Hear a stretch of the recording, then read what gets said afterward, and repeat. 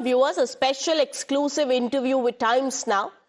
Greek Prime Minister has hailed India's AI pursuits and reiterates commitment to deepen strategic ties with India. Listen in to that exclusive conversation.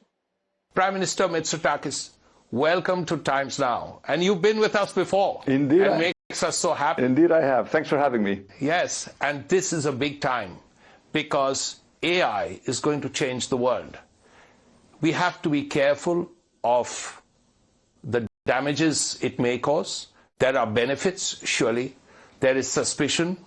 But how will this summit help to ensure that AI is well controlled? Well, first of all, it's a real pleasure and privilege to be attending this very important AI summit, which is hosted by Prime Minister Modi and by India. I think it is incredibly important that India is playing a leading role in defining the new global governance framework for AI. As you pointed out, AI can be truly transformative, but there are also serious risks that need to be addressed. And unless we manage to get to a point where we have a global understanding of how we will mitigate the risks while ensuring that the benefits of AI are spread equally and to every corner of the earth, we will not have done our job as global leaders. And that's why I think this is a very important topic to discuss. Greece has its own very ambitious AI strategy, but we're also keenly aware that there are serious risks that need to be addressed. The mental health of children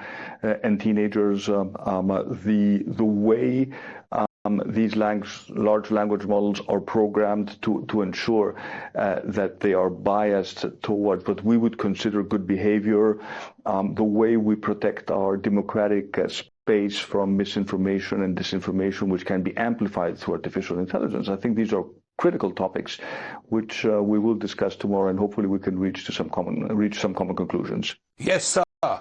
And you've seen technology in the past. There's been the digital divide. Now, surely we don't want an AI divide. We don't want a north-south. We don't want a rich-poor. We want everyone to benefit from this. Now, you're meeting Prime Minister Modi tomorrow, plus you're speaking. Surely all of you are thinking of this, that AI, the benefits of AI should reach everybody. Exactly. And I think this is exactly the theme of this global summit, and a topic Prime Minister Modi is really focused on. And I must acknowledge that India has made a spectacular leap forward when it comes to the adoption of digital technologies. And I think this acknowledges that digital technology can be a force for good, can benefit billions of people, provided everyone has access to it, and provided that the benefits, as you pointed out, are spread in a just and viable manner. I think we should be concerned about the concentration of power in the hands of a few global corporations. I think we need to talk to the big global leaders, the hyperscalers who are developing these cutting-edge models, and we should have an honest discussion, as we will have tomorrow. I'll have a chance to meet many of the global tech leaders tomorrow to raise our concerns and to understand how this technology can be put to the benefit of humanity as a whole. Yes, of course. But that apart, Greece and India have been close for 2,000 years. The people of two countries. And also, as you know, both countries now have a strategic relationship. You and the Prime Minister are friends. You've been here twice. He's been to Athens.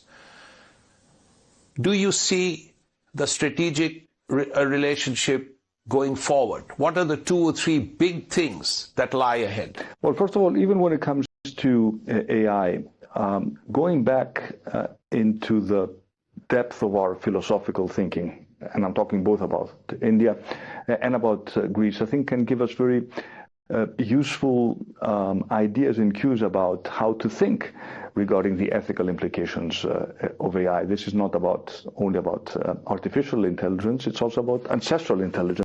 And both Greece and India have plenty of ancestral intelligence to leverage. But when you talk about, certainly. But when you talk about the strategic partnership, I set a very clear target when I was elected for my second mandate to significantly strengthen the strategic partnership between Greece and India. And I'm glad to report that we are definitely moving in the right direction. There are obvious and significant synergies between our two countries that go way beyond our very close civilizational ties. Greece is the closest continental European country to India. So when you talk, for example, about the IMEC project, to which I attach great significance, there are lots of projects that would benefit both India and Greece when it comes to connectivity.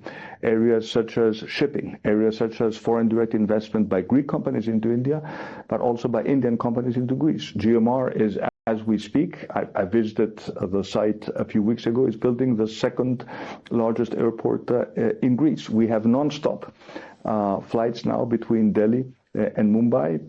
Indigo has already started flying. Aegean will start very soon. The potential to significantly strengthen our tourist ties is absolutely there. We want to be the preferred destination for Indian tourists in Europe. And the fact that we have a non-stop flight now, non-stop flights, and I'm sure that they will significantly expand, I think, gives an additional impetus to those Indians who would love to travel to Greece. And of course, I'm always fascinated by these amazing Indian weddings that take place in Greece. I know there's a policy to have more Indian weddings in India, but if couples choose to get married in Greece, we will they're welcome. Most certainly welcome them. Yes. That apart, there is one issue where India and Greece work very closely together, and the fact that you sympathize with India so much is something India feels very happy about, which is the issue of terror. Because you have spoken up very strongly against terror, because we've faced terror problems. Europe has faced terror problems. But cross-border terrorism continues. Something has to be done. We have very strong cooperation when it comes to our intelligence and security services.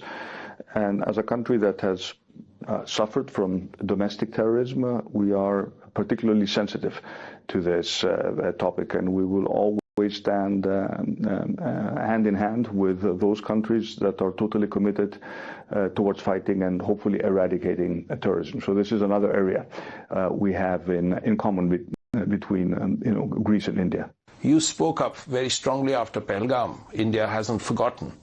But I'm hearing that Greece and India are going to work very closely together in areas like defense.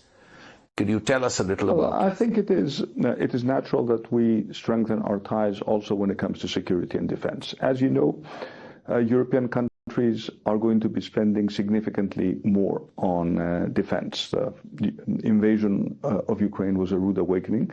Greece has been a country that has always spent more than 2% of its GDP on defense, so we are, I would say, ahead of the curve. But as new technologies are emerging, as we're looking for cost-effective solutions to address our new defense challenges, I believe that this is an area where we can build significant ties. We also share some common platforms. For example, both India and Greece fly the French Rafale plane. So this gives us potential to further strengthen our ties, both when it comes to exercises, but also to bring together our defense industry.